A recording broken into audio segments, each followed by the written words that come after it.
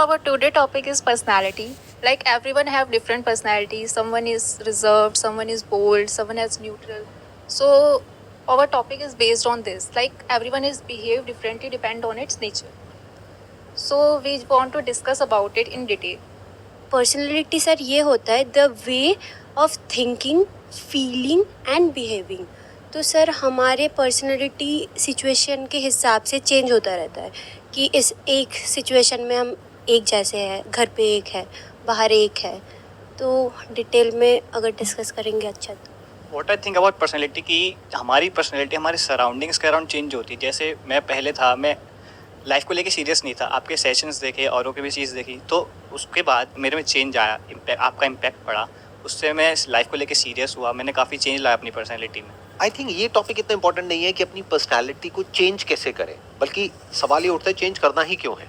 जो आपकी पर्सनैलिटी है सो है, उसको बदलना क्यों है। क्योंकि जैसे मैं अब इंट्रोवर्ट हुआ, जैसे कोई इंट्रोवर्ट हुआ और जो एक्सट्रोवर्ट है, इंट्रोवर्ट और एक्सट्रोवर्ट में ज़्यादा एडवांटेज एक्सट्रोवर्ट के पास है ना, क्योंकि वो जो बाहर जाएगा वो आराम से लोगों से बात कर पाएगा, ज़्यादा एडवांटेज उसके पास है। किस चीज़ में आप बात कर रहे हो एडवांटेज है उसके पास में? डेटिंग से रिलेटेड या काम से रिलेटेड? किसी भी चीज़ से रिलेटेड। काम में तो ऐसा कुछ नहीं है, क्योंकि जो एक्सट्रोवर्ट होते हैं उनकी एक बहुत बड़ी प्रॉब्लम भी होती है। वो ज़्यादा बोलने के चक्कर में या ज़्यादा फ्रेंडली होने के चक्कर में अपने बहुत सारे सीक्रेट्स रिवील कर देते हैं। जो भी उनके मन में होता है वो सब बाहर आ जाता है। अगर आप इंट्रोवर्ट हो, आप तभी ये क्वेश्चन पूछ रहे हो क्योंकि आप इंट्रोवर्ट हो, राइट, मेरी तरह। तो जो इंट्रोवर्ट होते हैं उनका पता ही नहीं लगता है कि उनके अंदर चल क्या रहा है। वो सुनते ज़्यादा हैं, बोलते कम हैं। और एक्सट्रोवर्ट के साथ में क्या होता है, वो कुछ भी बोलते रहते हैं। बोलते बोलते बहुत सारी बातें ऐसी बोल देते हैं जो बाद में वो रिग्रेट करते हैं कि मुझे उस सिचुएशन में नहीं बोलना चाहिए था। फिर वो ओवर थिंकिंग मोड में चले जाते हैं। सर एक्चुअली एक्सट्रोवर्ट होने का कभी कभी लोगों को ना फ़ायदा भी हो जाता है। लाइक उनको कभी टेंशन नहीं रहती, और जो इंट्रोवर्ट होते हैं ना वो सोचते रह जाते हैं कि हमने बोला नहीं। इस गलतफहमी से बाहर आ जाओ, ऐसा कुछ नहीं है। ये जो एक्सट्रोवर्ट्स होते हैं ना, ये बाहर से देखने में बड़े फ्रेंडली लगते हैं, बाहर से देखने में बहुत कूल लगते हैं, बाहर से देखने में ऐसे लगते हैं कि उनको तो कोई टेंशन ही नहीं है, कोई परवाह नहीं है। जबकि अंदर जो उनके घर वाले होते हैं ना, उनको पता होता है उनकी क्या हालत होती है। वो कुछ भी बोल देते हैं कहीं पर भी जाकर के, बाद में बैठ करके सोचते रहते हैं। मैं ये नहीं कह रहा कि इंट्रोवर्ट बेटर है, एक्सट्रोवर्ट बेटर है। मैं बस इतना कह रहा हूँ कि पहले अपनी पर्सनैलिटी को समझो कि आपकी पर्सनैलिटी क्या है, और अननेसेसरी उसको बदलने की कोशिश मत करो। एक्सट्रीम में इंट्रोवर्ट होना भी अच्छा नहीं है, एक्सट्रीम में एक्सट्रोवर्ट होना भी अच्छा नहीं है। इन दोनों के बीच में कहीं पे आपको फिट होना पड़ेगा कि जहाँ पे जिस सिचुएशन में ज़रूरी है थोड़ा सा एक्टिंग करने की, तो वहाँ पे एक्टिंग करी। जहाँ पे नहीं है वहाँ पर नहीं करी। ये नहीं कि हर सिचुएशन में एक एक्टिंग वाले मोड में आप हो। So basically we depend over situation ना। Obviously it all depends upon the situation. और क्वेश्चन ये इंपॉर्टेंट नहीं है, क्योंकि हम बहुत ही सरफेस लेवल पे और बहुत ही बेसिक लेवल पे क्वेश्चनिंग करते हैं। तो हम क्या क्वेश्चनिंग करते हैं कि अपनी पर्सनालिटी मेरी ये है, अब मैं ये कैसे हो जाऊं, अपनी पर्सनालिटी में क्या चेंजेस लेकर के आऊं, उससे क्या हो जाएगा। आपको पूछना ये है कि ये जो हमारी पर्सनालिटी है ये बनती कैसे है, व्हाट इज पर्सनालिटी। और हम इसे बेटर कैसे बनाएं। बेटर की कोई डेफिनेशन नहीं है, that is the problem. You are talking about better personality. मुझे बताओ बेटर पर्सनालिटी क्या होती है।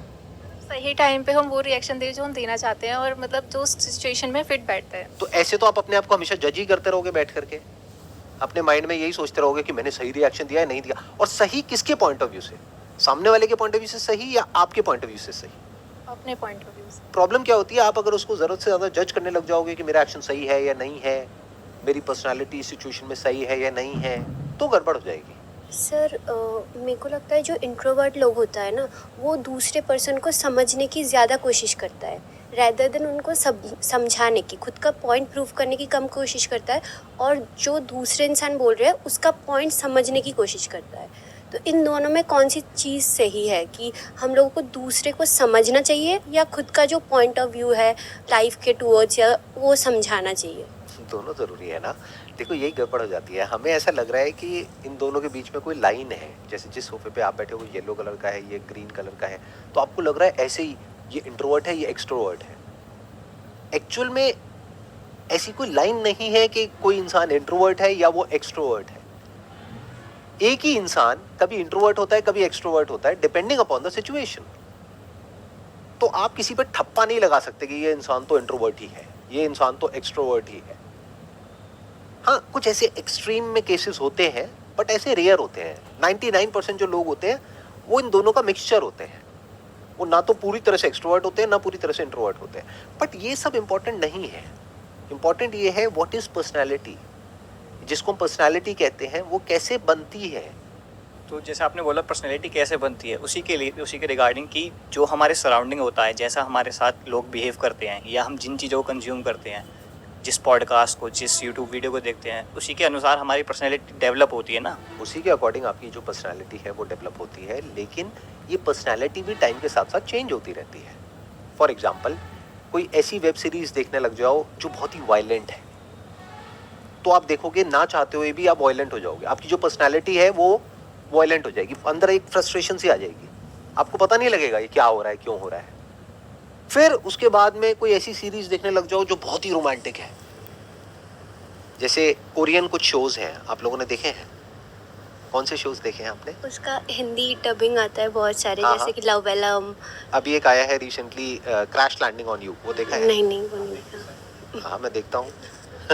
मैं क्या नहीं देखता, सब कुछ देखता हूँ। मेरे को कई बार ना जब ऐसे क्वेश्चंस आते हैं तो मेरे को बड़ा वो लगता है कि यार ऐसा क्यों मेरे से लोग पूछते हैं कि आप ये करते हो, आप ये हो, आप वो, जैसे आप हो वैसे ही मैं हूँ। नहीं, वो ऐसा इसलिए लगता है ना, हमने आपको पूरी तरह से देखा नहीं है ना, हमने बस आपको स्टेज पे देखा है, जैसा आप वीडियोस में दिखता है, बस वही तो हमें यही पता है ना कि आप वैसे ही हो, कि हम भी वैसे बनने की कोशिश करते हैं। हाँ, तो जैसा मैं वीडियो में हूँ वैसा बनने की कोशिश मत करो। वैसे तो मैं वीडियो में भी जितना हो सके वैसा ही रहता हूँ जैसा मैं एक्चुअल में हूँ, फिर भी कहीं ना कहीं थोड़ा बहुत तो कुछ मिलावट हो ही जाती है। कैमराज लगे हुए हैं, आप लोग बैठे हो, कुछ डिस्कशन हो रहा है, हम पहली बार मिले हैं, तो थोड़ा बहुत तो कहीं ना कहीं पर्सनालिटी में चेंज आ ही जाता है। जैसा मैं अपने घर में हूँ, अपनी फैमिली के साथ में हूँ, वैसा आपके साथ में नहीं हो सकता। बट समझने वाली बात क्या है यहाँ पर, जैसे आप हो वैसा ही मैं हूँ, वैसे ही सब है। कभी अपने माइंड में ये मत इमेजिन करने लग जाना कि वो इंसान तो अलग है हम सब से, या उसमें कुछ खास है, उसमें ये है, उसमें वो है। अरे कुछ नहीं है। पहले समझो कि ये पर्सनालिटी क्या होती है, ये कैसे बदलती है, और इसको कैसे आप एक स्ट्रक्चर में फिट नहीं कर सकते हो। यानी ये नहीं कह सकते हो कि मेरी पर्सनालिटी ऐसी है, क्योंकि आपकी पर्सनालिटी भी दिन के अलग अलग टाइम पे अलग अलग होती है, अलग अलग दिन अलग अलग होती है, हर रोज बदलती है, हर सिचुएशन में बदलती है। तो पर्सनालिटी अगर होनी ही है तो ऐसी होनी चाहिए, यानी डायनामिक होनी चाहिए। हमें एक सेम पैटर्न फॉलो नहीं करना, हमें बिल्कुल नहीं करना चाहिए। Same pattern is boring. देखो अपने अंदर झांक करके कि किस तरीके से चीजें बदल जाती है। जो भी आप खुद को समझते हो कि मैं तो ऐसी हूं, कुछ ऐसा कंज्यूम करने लग जाओ, कुछ ऐसा कंटेंट जो आपकी उस पर्सनालिटी से दूर दूर तक मैच नहीं होता है, एकदम से आप देखोगे सब बदल गया। तो पहले पर्सनालिटी के इस पूरे के पूरे स्ट्रक्चर को समझो। पर्सनालिटी के सेंटर में क्या है? Person. What is a person? आप जिसको भी पर्सन कहते हो वो पर्सन क्या है? एक है एक्सटर्नली, एक है इंटरनली। दोनों पर्सनालिटी का पार्ट है, आउटर एंड इनर। आउटर मतलब क्या? बाहर से आपकी लुक्स कैसी है, कैसे आप अपने आप को प्रेजेंट करते हो, कैसे बोलते हो, कैसे उठते हो, कैसे बैठते हो, आपकी बॉडी लैंग्वेज कैसी है, आपकी वे ऑफ ड्रेसिंग कैसी है, ये सब कहाँ है? Outer personality. This is good for creating a first impression. This is good for creating something pleasing. मतलब अब आप यहाँ पर आ जाओ, बैठे हो और बाल सारे मेसी से हुए पड़े हैं और गंदे से हुए पड़े हो, नहाए नहीं हो कई दिनों से, बदबू आ रही है। मैं ये नहीं कह रहा कि आ रही है, आ सकती है आप लोगों के अंदर से। तो माइंड में मेरे आते ही यहाँ पे सबसे पहला इंप्रेशन क्या पड़ेगा कि अनकॉन्शियसली मेरा ध्यान उस इंसान की तरफ से एकदम से हट जाएगा। मैंने इधर हाथ किया लेकिन इधर मतलब नहीं है। हाँ, तो उस इंसान की तरफ से मेरा ध्यान एकदम से हट जाएगा, मेरा ध्यान कहीं और रहेगा। आप समझ रहे हो क्या हो रहा है? तो ये जो पर्सनालिटी है, आउटर, ये भी इंपॉर्टेंट है, इनर भी इंपॉर्टेंट है। इनर लॉन्ग टर्म में आप क्या करने वाले हो, क्या अचीव करने वाले हो, आपकी रिलेशनशिप कैसे होने वाली है, वो इनर पे बहुत मैटर करने वाला है। शॉर्ट टर्म में जो अट्रैक्शन है, फर्स्ट इंप्रेशन है, वो सब आउटर पे डिपेंड करता है। बट ये इनर पर्सनालिटी क्या है, उसको समझना जरूरी है। लाइफ में सबसे इंपॉर्टेंट ये है। अगर इसको आप समझ जाते हो ना, जो इनर हमारी पर्सनालिटी है, जो पर्सन है, इनर जो पर्सन है, ये जो पूरा का पूरा हमारा साइकोलॉजिकल स्ट्रक्चर है, इसको आप समझ जाते हो और आपको समझ आ जाता है ये कैसे बदलता है, कब बदलता है, और उसको आप ऑब्जर्व कर पाते हो, देख पाते हो, then you are in for something very very interesting in life. क्योंकि अब आप इसमें जा करके ना स्टक नहीं होगे। नहीं तो लोग क्या है, वहां पर जा करके स्टक हो जाते हैं। मैं ऐसा क्यों सोच रहा हूँ, मैंने ऐसा क्यों बोला, मैंने ऐसा क्यों किया, वैसा क्यों किया। अरे हर एक के पीछे एक रूट होता है, वो रूट हमें नजर नहीं आती है। जैसे एक पेड़ होता है, उसकी जड़ें अंदर है ना, नजर नहीं आ रही ना, तो उसकी एक रूट है। वो रूट है कहीं ना कहीं जो भी आपके एक्सपीरियंसेस हैं बचपन से आज तक जो आपने एक्सपीरियंस किया है, उस सब ने मिल करके आपकी पर्सनैलिटी को बनाया है, कॉन्शियस सबकॉन्शियस, स्पेशली जो बचपन में हुआ है आप लोगों के साथ में। बचपन में क्या आपके माँ बाप ने आपकी बहुत ही अच्छे से केयर करी है, या फिर बहुत ही एग्रेसिव आपने एक माहौल देखा है अपने घर में? ये सब आपकी पर्सनैलिटी को शेप कर रहा है। क्या आपने अपने माँ बाप की लड़ाइयाँ देखी है? क्या उनकी एक अच्छी रिलेशनशिप देखी है, या फिर बस ये देखा है कि सब बेकार है? तो ये सब आपकी पर्सनैलिटी का हिस्सा है, बट ये सब अनकॉन्शियस लेवल पर है, जिसको सबकॉन्शियस भी बोलते हैं। तो इसको भी समझना पड़ेगा, तब पूरी तरह से आपकी जो पर्सनैलिटी है वो डायनेमिक हो सकती है, फ्लूइड हो सकती है, स्टैटिक नहीं होगी। स्टैटिक पर्सनैलिटी में प्रॉब्लम होती है। बहुत सारे ऐसे लोग होते हैं उनकी पर्सनैलिटी एक ही जैसी है सदियों से, कई साल हो गए हैं, वैसे के वैसे हैं, कुछ बदलता ही नहीं है उनके अंदर, तो वो बोरिंग है, खुद के लिए भी और औरों के लिए भी। अगर आपको एक्चुअल में इंटरेस्टिंग होना है अंदर से, तो आपकी पर्सनालिटी ऐसी होनी चाहिए जिसको आप खुद भी प्रेडिक्ट ना कर सको, सामने वाला भी प्रेडिक्ट ना कर सके। मतलब कुछ नया आपके अंदर होता रहना चाहिए। आपकी पर्सनालिटी आप बता ही नहीं सकते कि वो क्या है। आज कुछ और है, कल कुछ और है, परसों कुछ और है। बेसिकली हम चेंज को अडेप्ट करते जाएं और बढ़ते जाएं। और आप ये समझो कि चेंज होता कैसे है। जैसे आप में से कौन है जो बहुत ही रोमांटिक है? मुझे लगता है हूँ मैं। आपको लगता है कि आप हो? ऐसा क्यों लगता है आपको?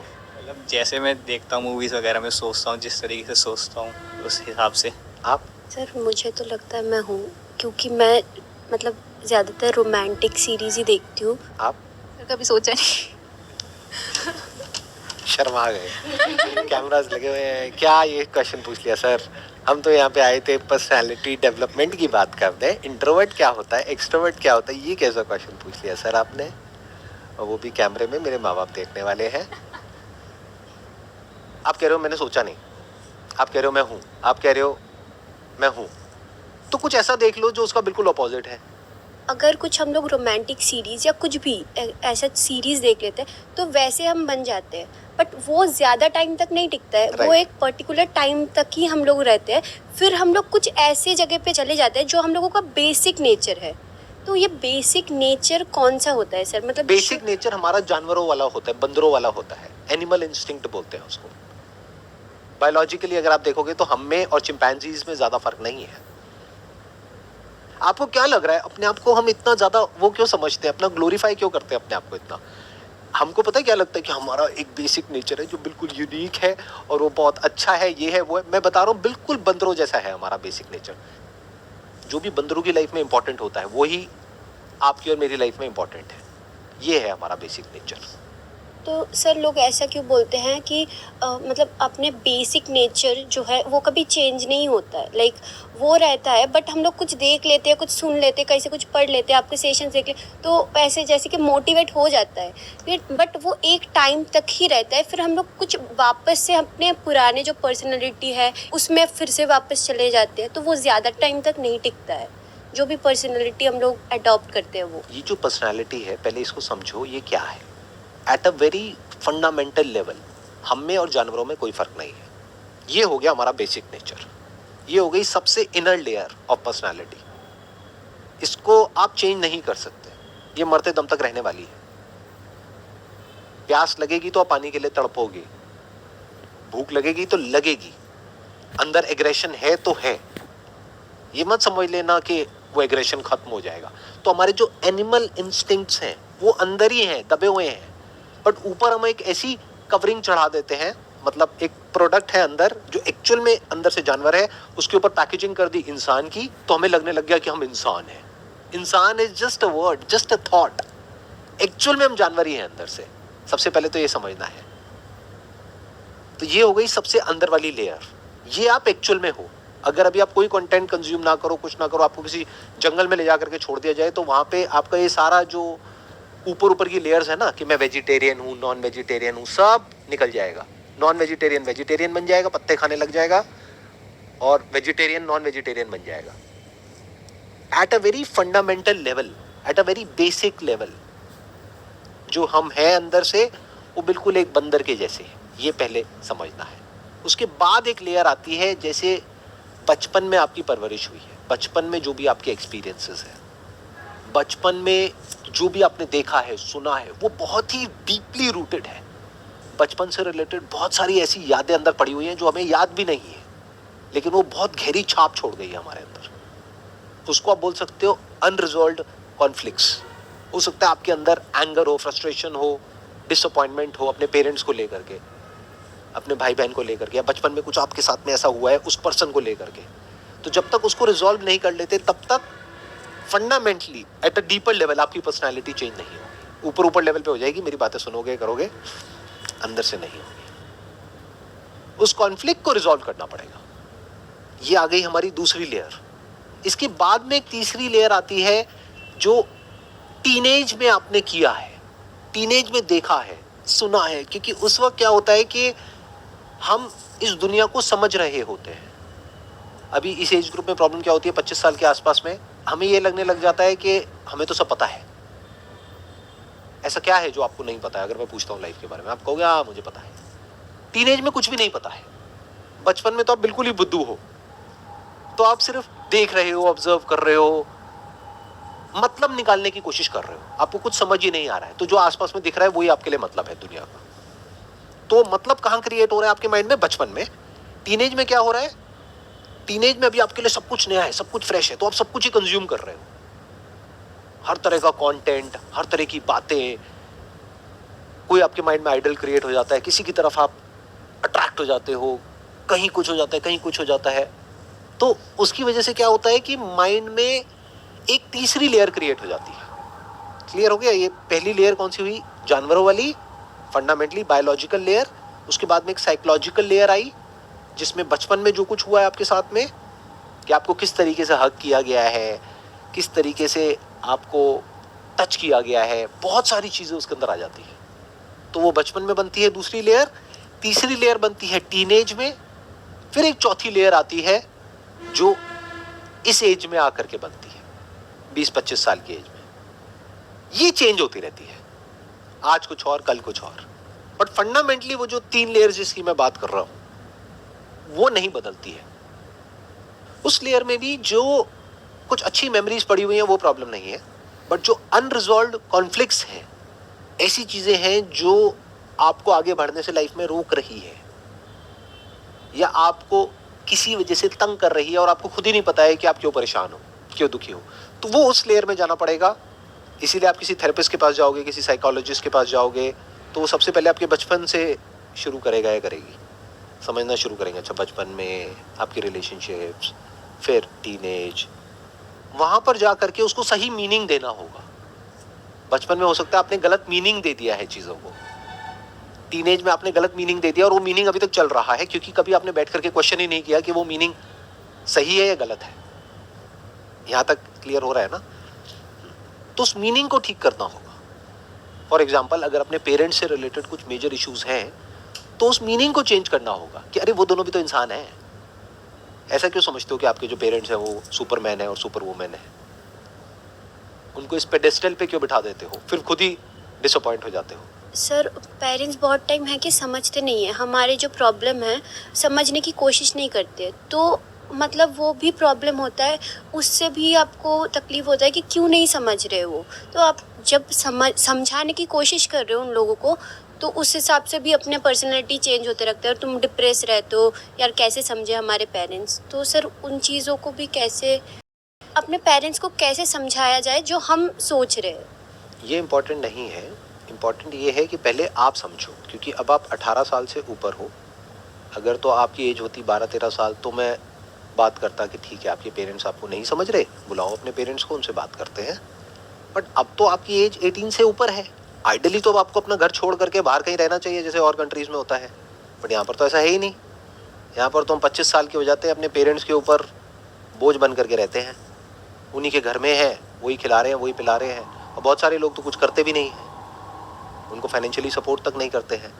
तो अब थोड़ा इंडिपेंडेंट माइंडसेट अपना हमको क्रिएट करना है। वो क्या है कि हमें पेरेंट्स को नहीं समझाना है, हमें पेरेंट्स को समझना है, उनके स्टैंड पॉइंट को समझना है कि उनका क्या बैकग्राउंड है, क्या उन्होंने लाइफ में फेस किया है, किस किस तरीके से जो भी उन्होंने हमारे साथ किया वो क्यों किया, या अभी जो कर रहे हैं वो क्यों कर रहे हैं। अगर हम उनकी जगह होते तो एग्जैक्ट वही करते जो वो कर रहे हैं। अगर ये आप समझ जाते हो तो पर्सनैलिटी से रिलेटेड जितने भी कॉन्फ्लिक्ट्स हैं वो सब रिजॉल्व हो जाते हैं। हम लोग समझाए या समझे पेरेंट्स को? दोनों करना पड़ेगा, बट उनको समझाने से पहले उनको समझना तो पड़ेगा ना। अगर आप मुझे कुछ समझाना चाहते हो तो पहले मुझे समझना पड़ेगा ना। फॉर एग्जाम्पल, अगर मैं एक सेल्समैन हूँ, मैं आपको कोई प्रोडक्ट बेचना चाहता हूँ, तो पहले मुझे क्या करना पड़ेगा? उस प्रोडक्ट को समझाना पड़ेगा या पहले आपको समझना पड़ेगा? पहले तो प्रोडक्ट को समझना पड़ेगा कि क्या है, ठीक है, पहले मुझे अपने प्रोडक्ट को समझना पड़ेगा, उसके बाद क्या करना पड़ेगा? फिर मुझे समझना पड़ेगा कि हमको चाहिए कि नहीं वो प्रोडक्ट। एग्जैक्टली, मुझे पहले आपको समझना पड़ेगा, बाद में उस प्रोडक्ट को समझाना पड़ेगा। और प्रोडक्ट को समझाने के लिए मुझे भी प्रोडक्ट समझ आना चाहिए ना। तो अब यहाँ पे दो काम आ गए, पहले उनको समझो, उनको समझने से पहले खुद को समझो। ना तो हम खुद को समझते हैं, बस हमें लगता है कि हाँ हम खुद को समझते हैं, खुद के थॉट्स को समझते हैं। अगर आपके जो भी थॉट्स हैं, आप जो भी कह रहे हो ना कि जो मैं समझाना चाहती हूँ अपने पेरेंट्स को, आप मुझे समझाने की कोशिश करोगे, मैं काउंटर क्वेश्चनिंग करूंगा, आप फंस जाओगे। आप खुद ही बीच में कहीं जा करके स्टक हो जाओगे। आप कहोगे ये क्या हो गया, मेरी थिंकिंग तो बहुत ही शैलो है, मतलब मैंने तो बस यहीं तक देखा, इसके आगे तो देखा ही नहीं। तो आप खुद ही नहीं समझते अपने थॉट्स को या अपने करियर को या अपने फ्यूचर को, और हम ये एक्सपेक्ट कर रहे हैं कि पेरेंट्स समझ जाए। तो पहले खुद समझो, फिर पेरेंट्स को समझो, फिर समझाओ। अगर आप एक सेल्समैन हो, क्योंकि हम सब सेल्समैन हैं, जब आप कहीं जॉब